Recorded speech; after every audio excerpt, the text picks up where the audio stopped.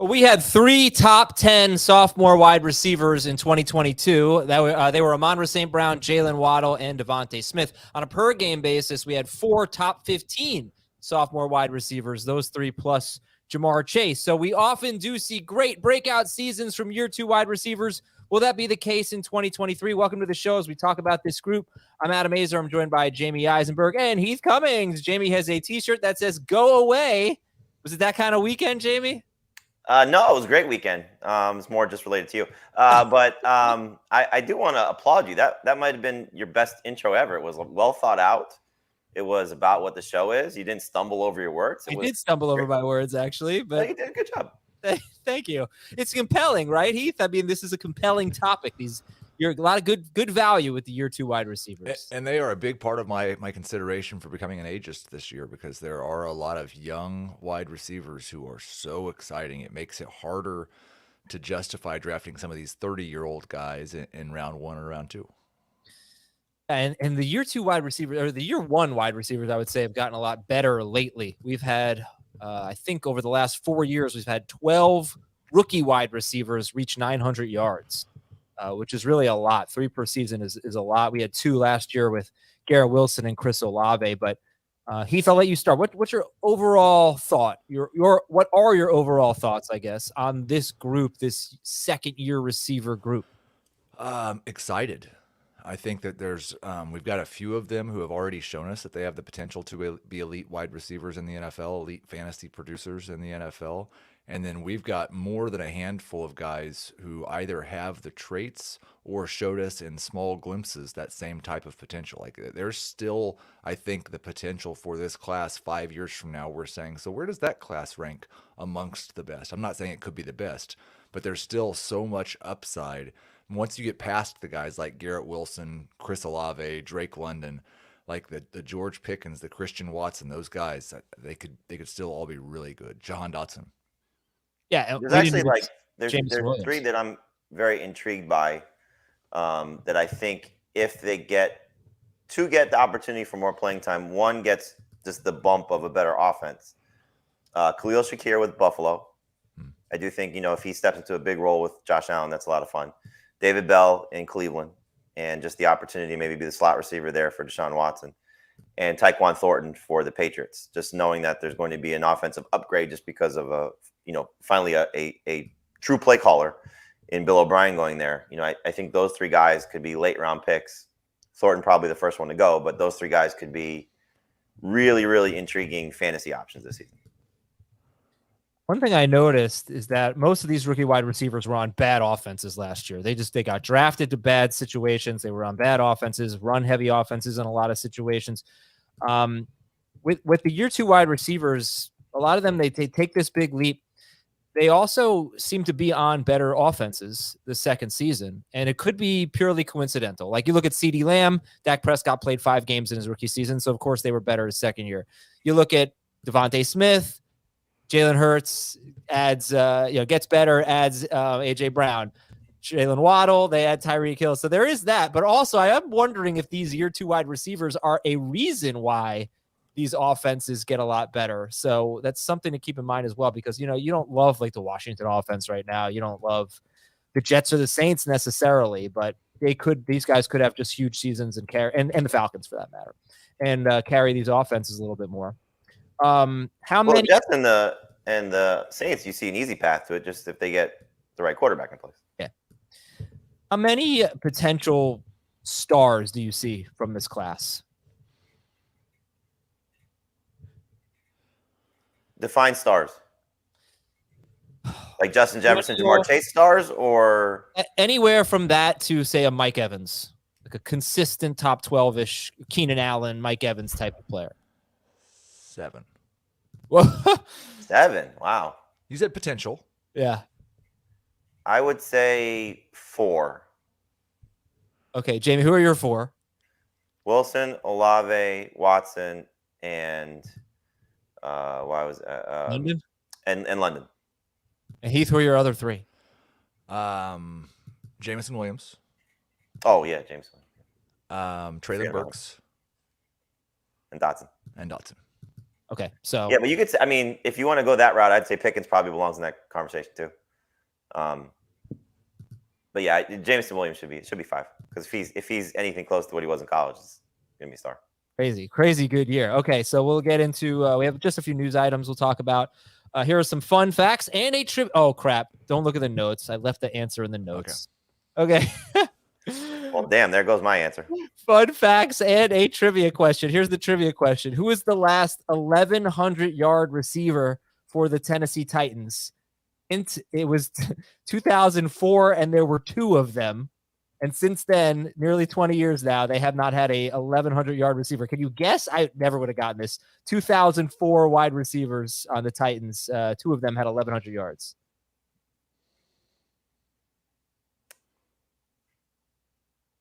Both of their first names started with D. Yeah, Drew Bennett. Yes. And David. No. Derek. No. Derek. Oh, Derek Mason. Derek Mason. Yeah. Drew. I couldn't. When you said, I knew it was Drew something. I couldn't remember what his last name was. Drew Bennett and Derek Mason. What a tandem. Never would have remembered them. Yeah, Drew Bennett. I remember. Those were in there. I remember them, but I never would have thought of them. Yeah, and McNair played about half that season. I must have gotten hurt. Okay, fun fact number 2. Chris Olave was better than Garrett Wilson in just about every statistic, including fantasy points per game last season. Does anybody have Olave ahead of Garrett Wilson? How do you rank those 2? Wilson over Olave, but the gap is closing quickly if they get the right quarterback in New Orleans. I would have no problem putting Wilson's in my top 12. Olave right now is somewhere between like 16 and 20. I don't remember exactly. Olave will creep into the top 15 with the right quarterback there. Yeah, I think I've got them both in the top 15. Wilson at 11, Olave at 15. And either one of those guys, like I don't know who's going to get the bigger quarterback upgrade. I know Chris Olave had better quarterback play last year, but he could still get a bigger quarterback upgrade too. Do you think he had better quarterback? Which team do you think threw for more yards and more touchdowns?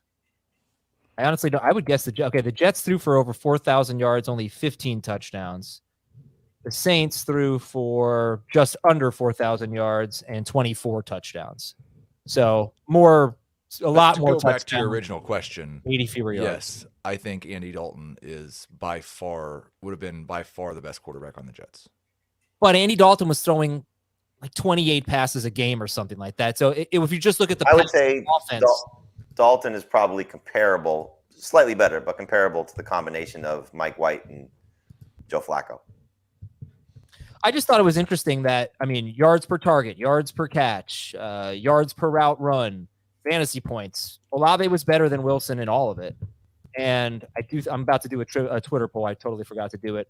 I think most of those were efficiency stats. And so the fact that they didn't throw as much would not factor in there. He scored more points per game. He missed 2 games, Chris Olave. Right. Almost all these are efficiency stats. And that's good. Like, I'm not saying that, but you can't say he's better across the board statistically. He was. His 17-game pace, I think he was on pace for more yards than what Garrett Wilson had in 17 games. I don't really know what else to use. I mean, it's not like Garrett Wilson was that much better than him.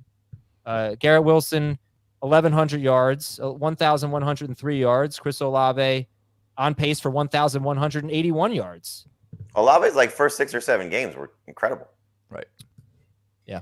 First 3 games were with Jameis Winston. All right, next fun fact. In the last 4 games of the season for Chris Olave, Rashid Shaheed was actually better than him, another rookie wide receiver. The last 5 games of the Washington season, Jahan Dotson had nearly identical numbers to Terry McLaurin. Anyone ranking Dotson ahead of McLaurin this year? No. I've got him really close. Yes. I might.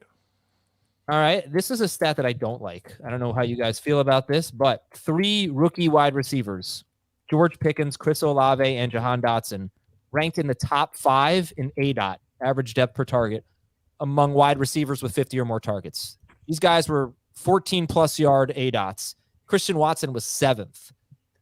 There's not a ton of wide receivers who are good for fantasy with ADOTs that high.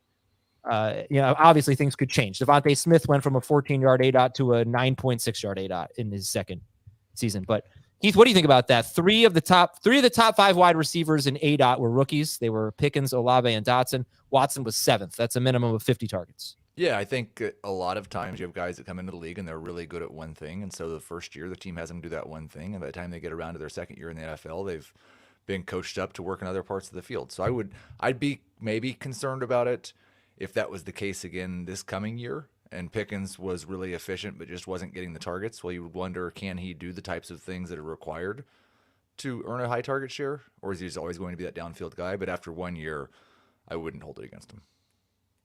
Okay. Because the top 5 in ADOT were Gabe Davis, DJ Chark, George Pickens, Chris Olave, and then Jahan Dotson, I think. Does that matter to you at all, Jamie? Do you care about their profiles? Do you think that they'll change, be more well-rounded? I mean, I think you could see some guys, maybe having a little bit of a difficulty depending on the nuances of their offenses or who the quarterback is. Like clearly Christian Watson has the potential to go through a quarterback change, even though Jordan Love was on the team. And so what does that mean for the routes they're asking him to run and the quick rapport that those guys will develop? Obviously, same thing with Jahan Dotson. But you would hope that Kenny Pickett understands his offense better, which helps George Pickens understand his offense better, and those two guys get on the same page, and hopefully start to connect a little bit better. But it's a lot of clearly the college game has changed, and this is why rookie wide receivers have changed, and certainly sophomore wide receivers. But I've been doing this a long time, and third year receivers, I go back to conversations I've had with Jerry Rice and Tim Brown and Larry Fitzgerald, some of the best of the bets, and they say the third year is when things start to click. So obviously there's a growth process, year 1 to year 2, year 2 to year 3. And so as Heath put it, it's just the natural development of a full off season, hopefully continuity with same offensive coordinator, quarterback, all those things. And they start to just improve everything that they do, including where they run, how they run, their average depth of target, all those things. All right. And then the final thing I want to talk about is the 900-yard rule, something we established a few seasons ago. We just looked at wide receivers who gained 900 yards in their rookie seasons. It's a great list. It's really, really encouraging. And there were 2 wide receivers who had over 1,000 yards. They were the only 900-yard receivers. They were Olave and Wilson. And I mean, there were 27 wide receivers who, since 2000, 27 wide receivers who gained 900 or more yards as a rookie, not including Wilson and Olave, not including Kelvin Benjamin, who tore his ACL and missed his second season. So I'm looking at their production from year 1 to year 2. 13 of the 27 wide receivers finished top 12 in PPR the next season. And that is amazing to me. So that's almost half of these 900-yard receivers finished top 12 in their sophomore season in full PPR, including That's 3 points per game? No, overall points. I did not do points per game, but pretty much all of them. Total points is fine. Yeah, so I don't know. It's a really good benchmark. It's Garrett Wilson and Chris Olave meet that criteria. Last year, Amon-Ra St. Brown was top 12, Devontae Smith top 12, Jalen Waddle top 12. They all had 900 yards or more as rookies. All right.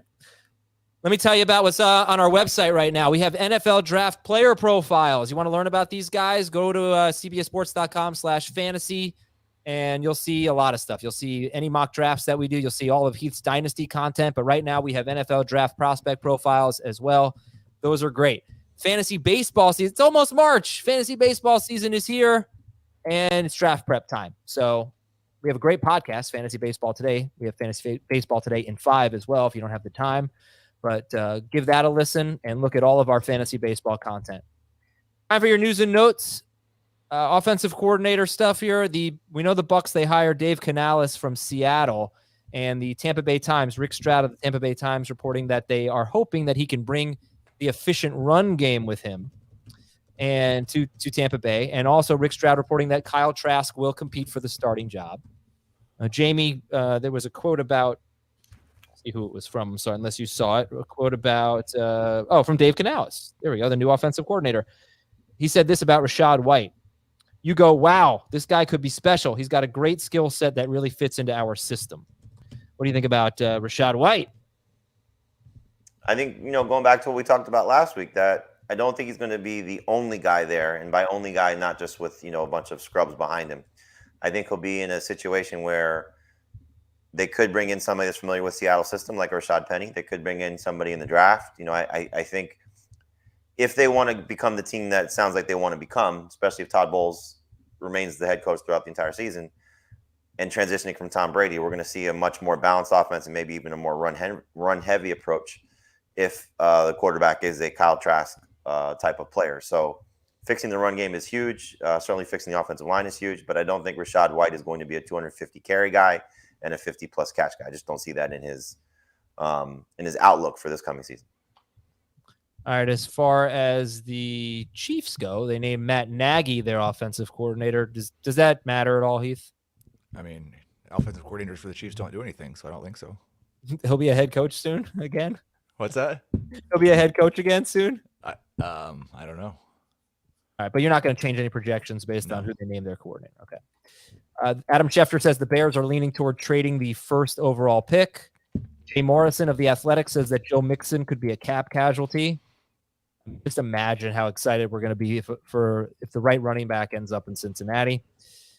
The Rams released. Would you rather be a rookie or a veteran that changes teams? Like Josh Jacobs goes to Cincinnati. Yeah, I'd take Jacobs. I'd rather it be. What was Bijan? Bijan. How about you? If it's one of the top tier backs in the class, then I'd probably be more excited about that just because of youth. The Rams released Bobby Wagner, who was really good last year at linebacker. So they might trade Jalen Ramsey too. Why did McVay come back? Okay. Let's take a quick break here. When we come back, we will talk about the rookie wide receivers, the second-year wide receivers, and what we expect from them. We'll do some rankings, biggest upside, most bust potential when we come back on Fantasy Football Today. So let's take a look at this class here. In order that they were drafted, it was London, Wilson, Olave, Jamison Williams, Dotson, Burks. That was the first round. Christian Watson, Wan'Dale Robinson, John Mechie, who missed his first season, Tyquan Thornton, George Pickens, Alec Pierce, Sky Moore, Velus Jones. And then there was, some other noteworthy guys. Jalen Tolbert to the Cowboys, David Bell on the Browns, Romeo Doubs had a nice rookie season for the Packers. Khalil Shakir did a few things when he had some chances with the Bills. So Heath, give me your top 4 sophomore wide receivers. Yeah, it's Wilson, Olave, London, Watson. Okay, Jamie, your top 4. Same top 4.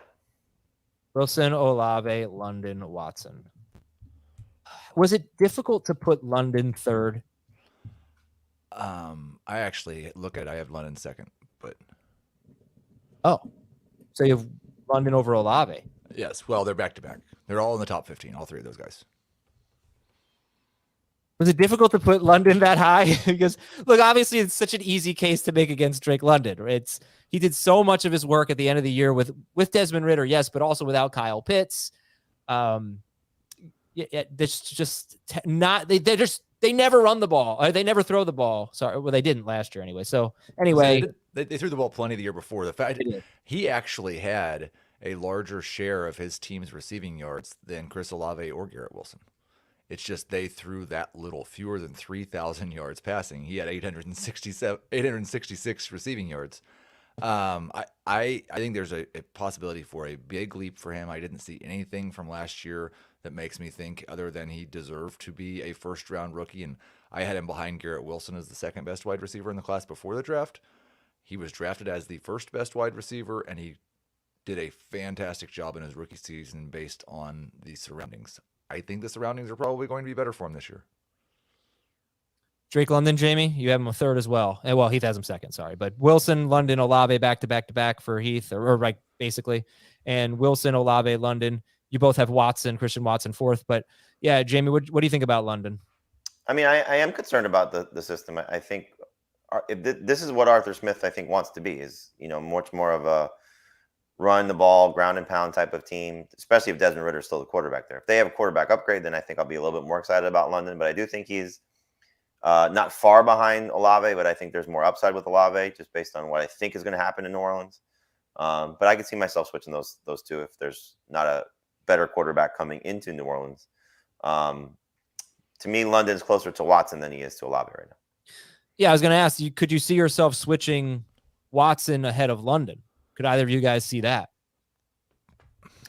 If Aaron Rodgers is back, yes. Yeah, I don't know. I may be a Green Bay pessimist. Okay.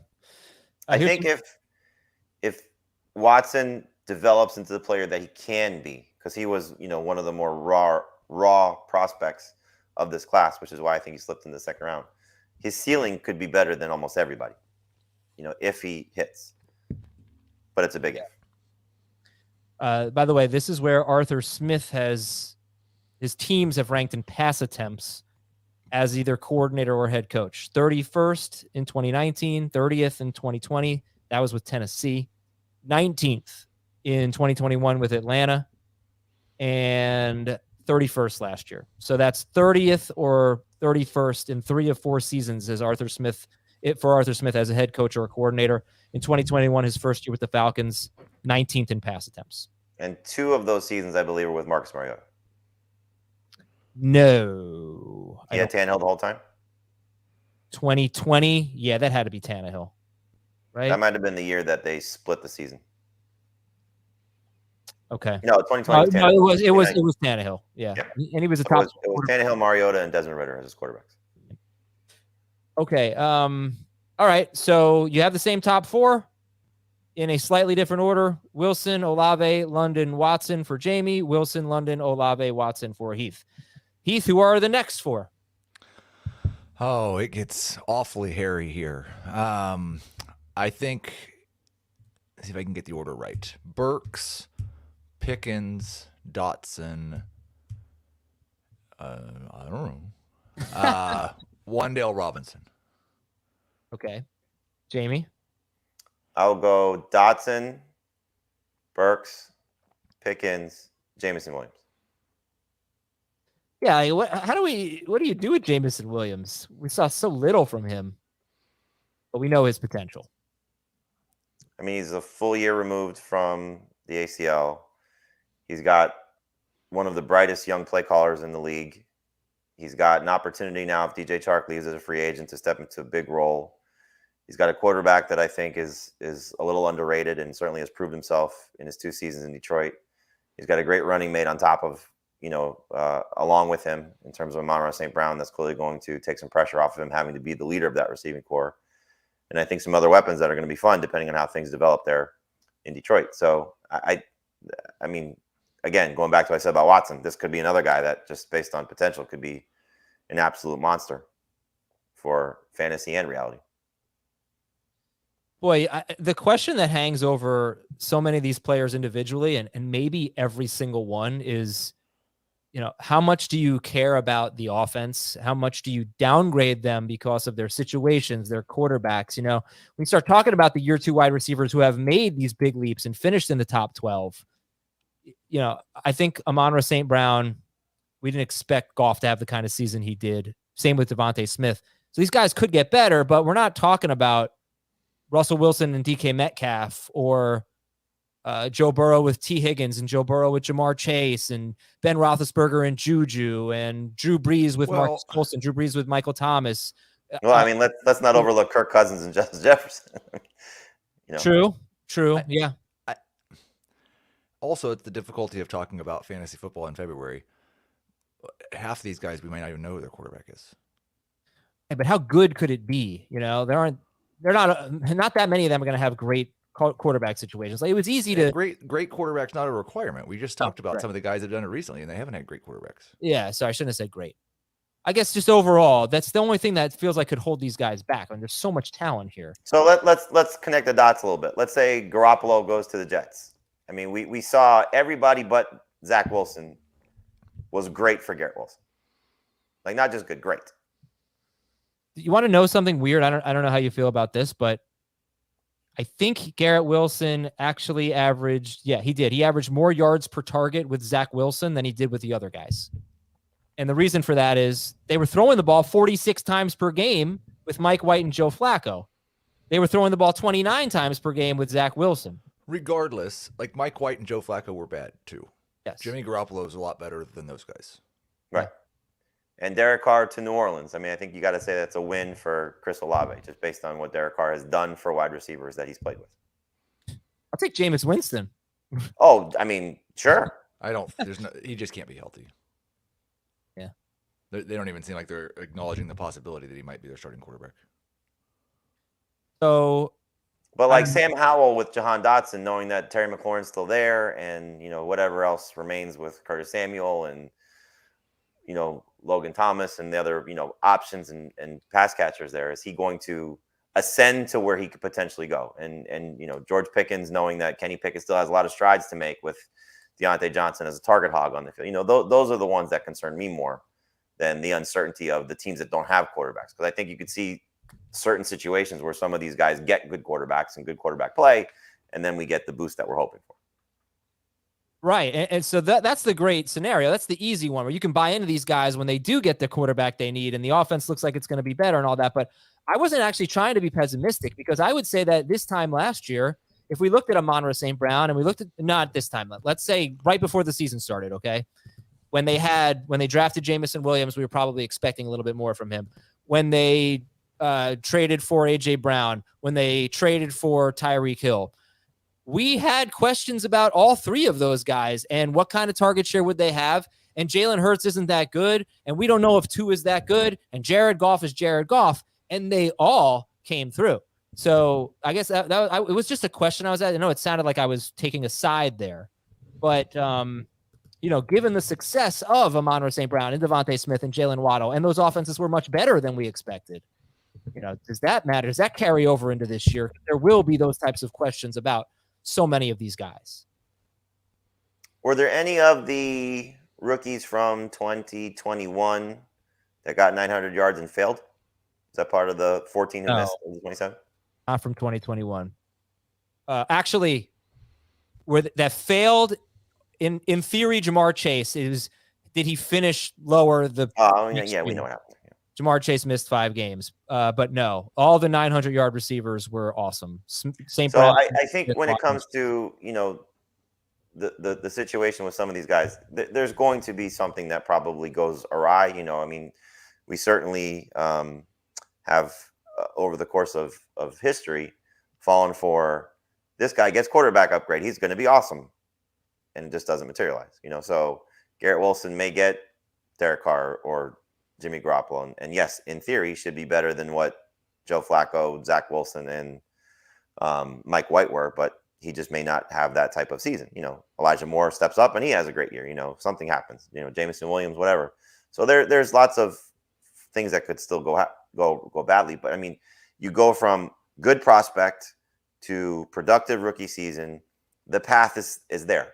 And you just hope that the story, the script, that it plays itself out, and we get the script that we're looking for. Not that many of them had productive rookie seasons. Only 2 of them got to 900 yards, and like Pickens didn't have that.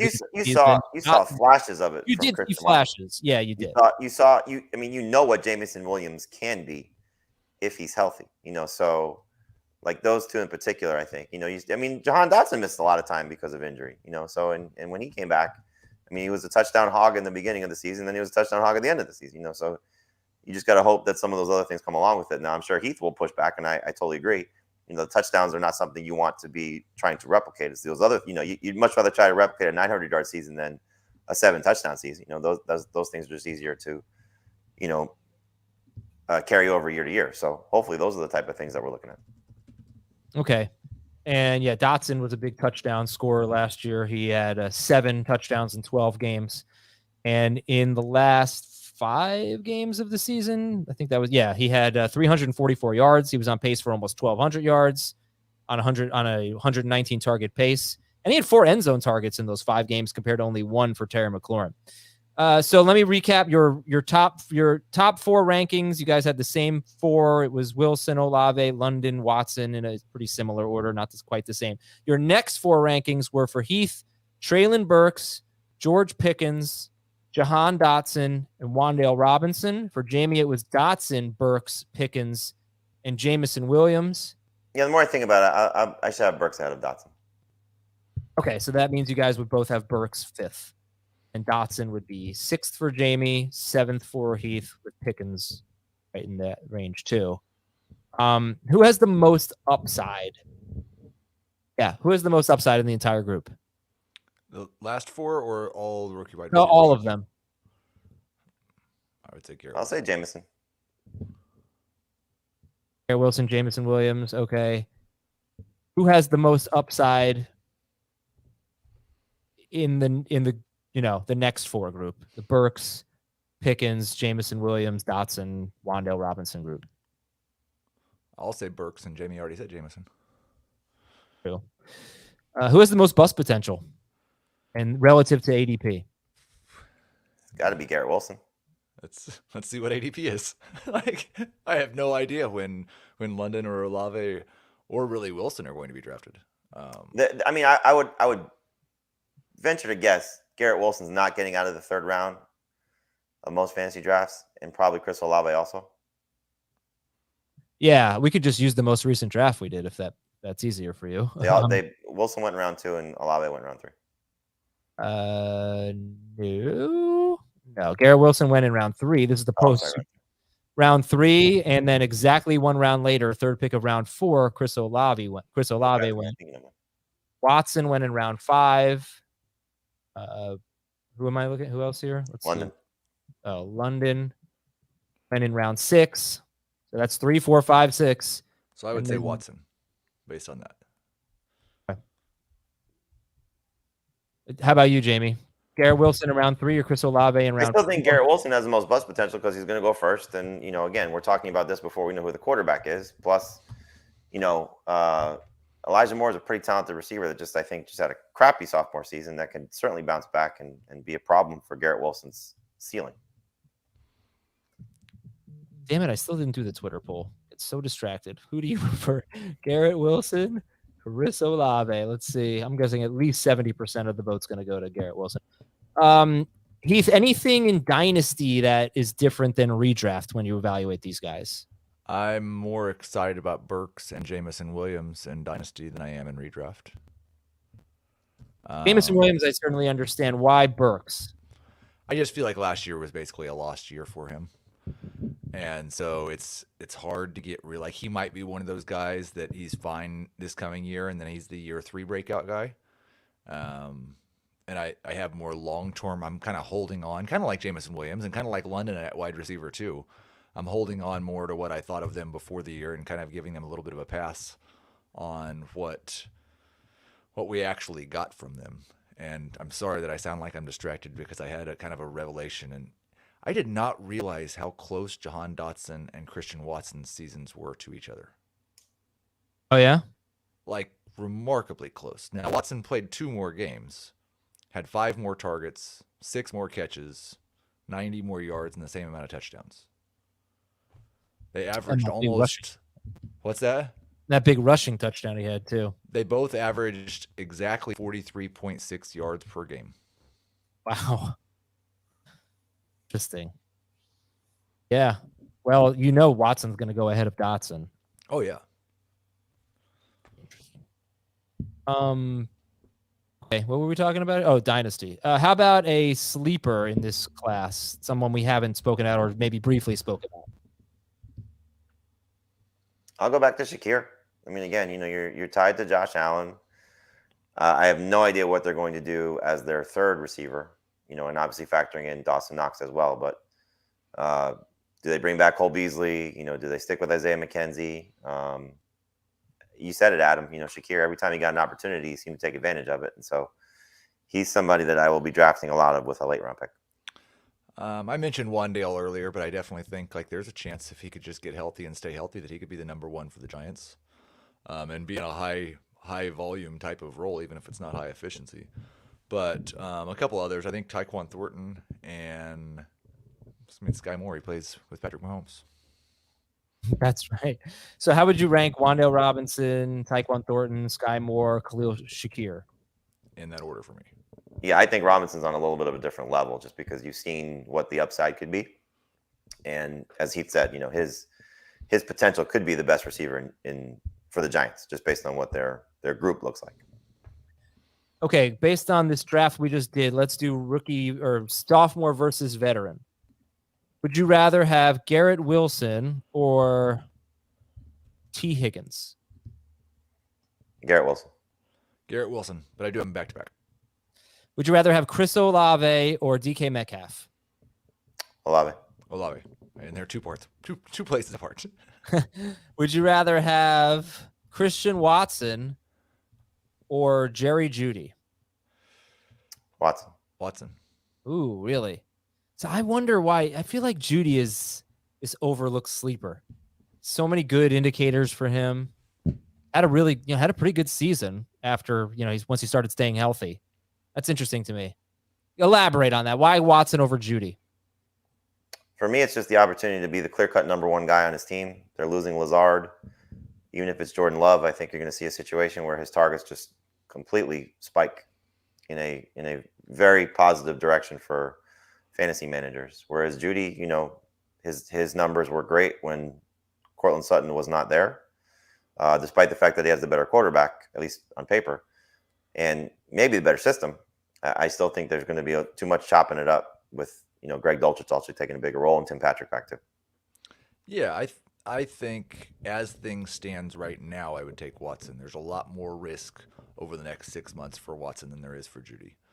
I don't know if it was Jordan Love. If I'd still prefer Watson, I probably wouldn't. If the Packers went out and actually tried to add a pass catcher, then I probably wouldn't. But as things stands right now, it's Watson. All right. How about Drake London or Mike Evans? Drake London or Mike Evans? London. Yeah, I've got London by a pretty good margin right now. Drake London or Christian Kirk? London. Drake London or Kyle Pitts? London. George Pickens or Christian Kirk? Kirk. George Pickens or Deontay Johnson? Johnson and PPR. I've got Pickens 2 spots higher, but that'll go back and forth. Their statistics were pretty funny. Deontay Johnson had 147 targets. George Pickens had 84 targets. Johnson had 81 more yards, despite all those targets. Obviously, Johnson didn't score. Pickens scored 4 times. The Steelers threw 12 touchdown passes in 17 games. How about Jahan Dotson or let's see, the next one up is Kadarius Toney. Dotson or Deontay Johnson? Deontay and PPR. I have Deontay 2 spots higher.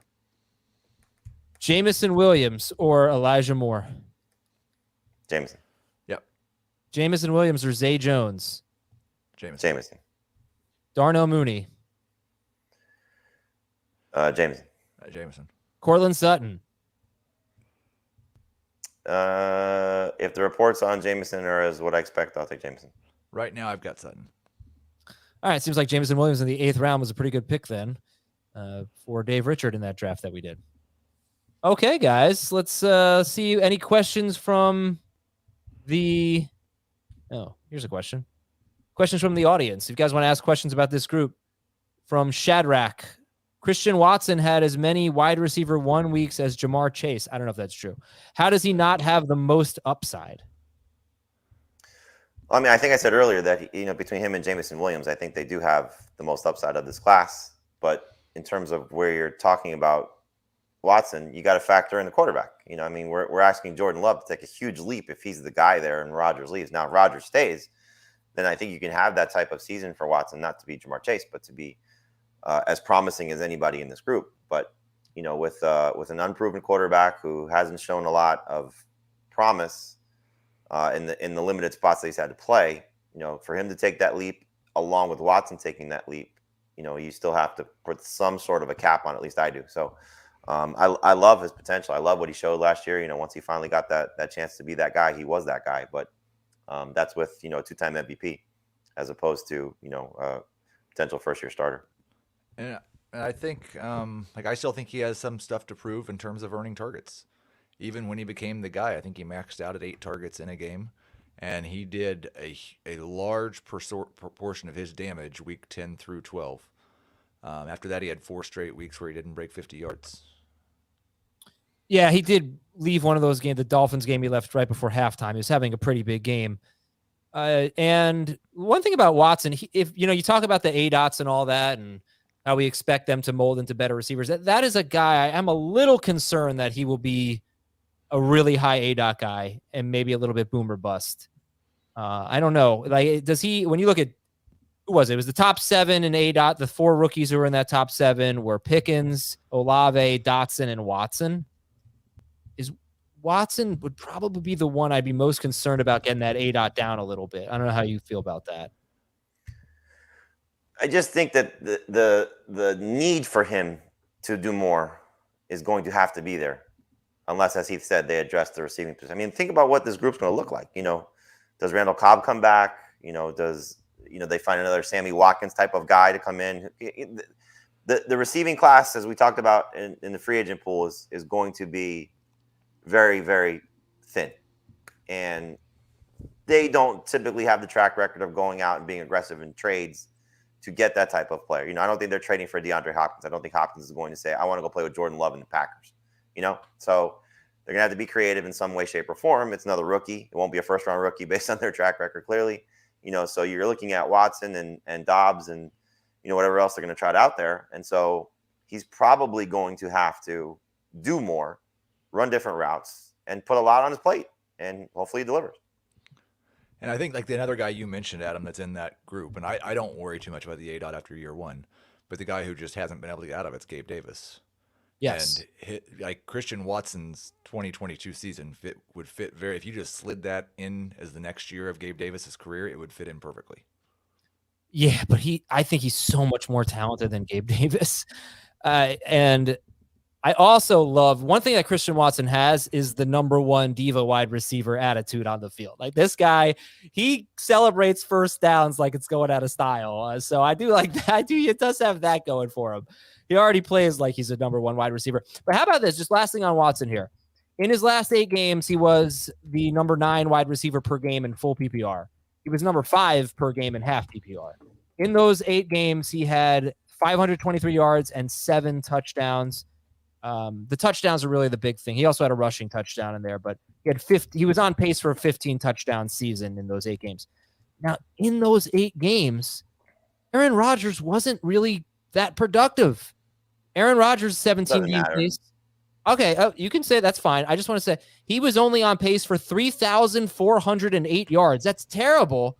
26 touchdowns and 11 interceptions. He averaged 28.1 pass attempts per game and 200 passing yards per game.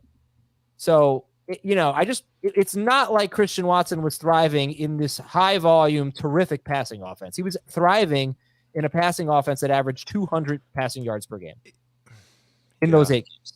Do you expect that to change dramatically, though? Bringing back Aaron Jones is obviously the first big thing to me that says we are not going to trust our non-Aaron Rodgers quarterback right now. No, I think my point is like, did Christian Watson really have Aaron Rodgers last year?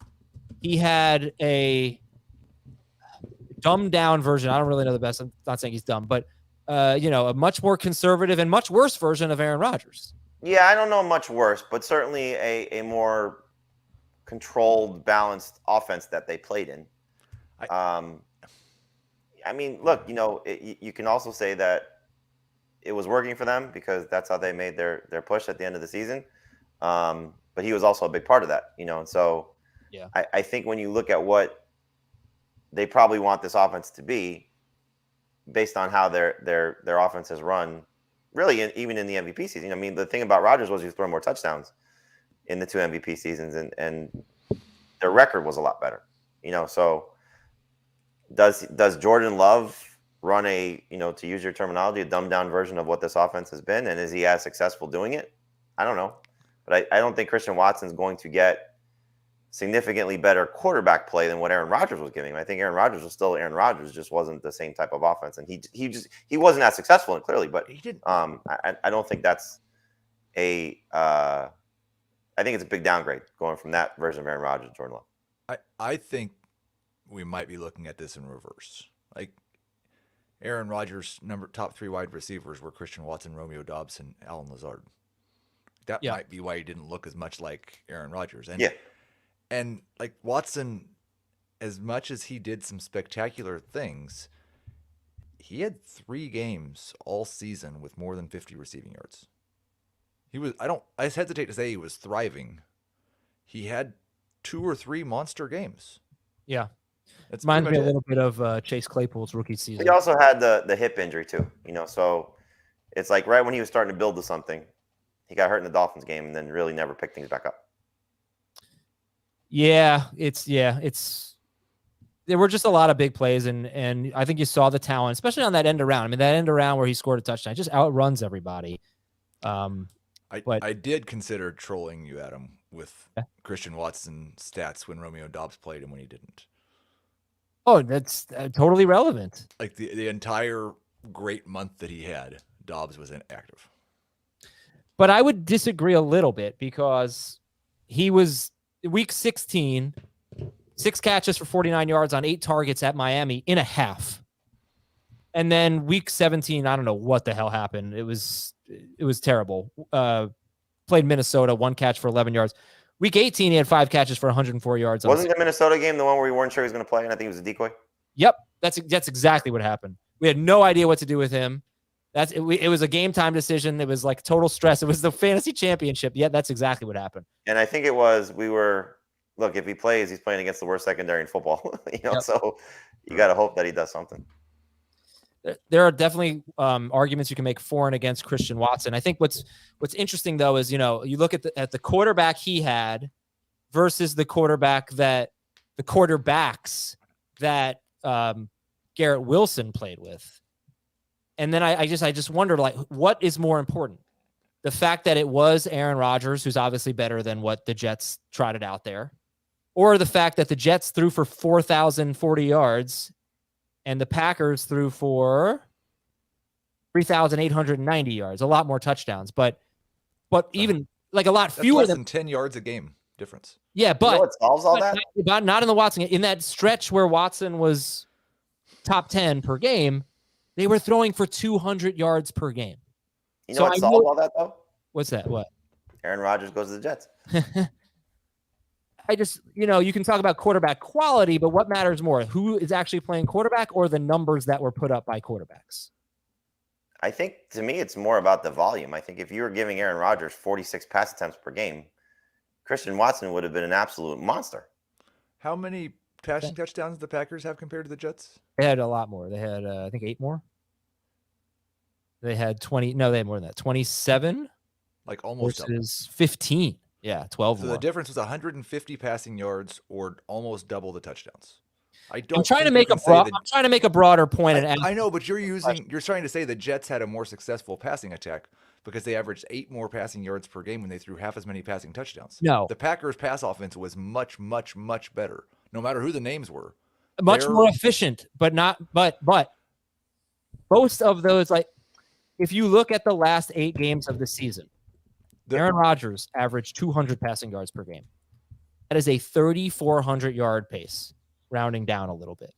Okay. That is the scenario. That is the environment in which Christian Watson was a top 10 wide receiver. Oh. So that's all I'm saying. Like, does that matter? Yes, it was Aaron Rodgers, but it was also Aaron Rodgers throwing 28 passes per game. So how should we factor that? Not at all. Again, I think that's something you should expect from Jordan Love. I don't know why they're going to say, 28 passes a game? If they're winning games, which they're still going to have an above-average defense, they're going to have an above-average run game, I would anticipate. You're probably looking at a team that, 2 games above 500, 3 games above 500. And if they're scratching for a playoff berth and Jordan Love is not making mistakes, I can't imagine Matt LaFleur is going to say, all right, here, go throw the ball 10 more times. But if their defense stinks and they can't run the ball, then obviously they have to do put a lot more on. Keith is absolutely hating this question. No, I don't. It's not the question so much as just the way that you're framing it. And he averaged 28 pass attempts per game, you said? In those last 8 games. Okay. And 2 of those games he left early. And he had 39, 31, 30, 38, 27, and 20 in the other 6 games. I guess it was just for the people who are going to say, well, he had Aaron Rodgers last year. He had an offense that threw for 200. He thrived in an offense that threw for 200 yards per game, which is awful, which would be toward the bottom in the NFL. Every single premise of this argument, I disagree with. Okay, that's fine. I don't even know how I feel about it. I'm simply just bringing it up. Well, I mean, it's kind of like Traylon Burks, right? Or even Drake London. They were an offense that didn't throw the ball very much. Yeah, and they weren't that good. That's the thing. Like, Watson was. No. Yes. Watson was a top 10 receiver in that stretch where they were throwing 28 times. He was a top 10 receiver in his last 8 games, and he was probably a top 25 wide receiver in his last 5. He had 3 great games. I think what he did, well, I mean, I think Drake London, what he did at the end of the season was also really impressive. I think, yeah. No, but it all came without Kyle I guess I think Watson entered the league as a spectacularly talented, high upside wide receiver that we had a lot of questions about what his floor was and whether he would adapt. I don't think he answered any of those questions. I think he still showed us the huge upside. He showed us the frailty concerns. He showed us the volume concerns at times, and we got another year to try to figure it out. He's a wild card. I'll leave it at that. It's fine. That works. That's it for our show today. Thank you very much. Check in on the poll results. Who would you rather have, Garrett Wilson or Chris Olave? 68% saying Garrett Wilson right now. Thank you guys for hanging out today. We will talk to you on Wednesday as we look at the young, not just the sophomore tight ends. We have to expand it to the year 3 tight ends as well. But we'll look at the young tight ends and what they can do in 2023. For Jamie, Heath, and Thomas, I'm Adam. See you Wednesday. See you. Oh, no.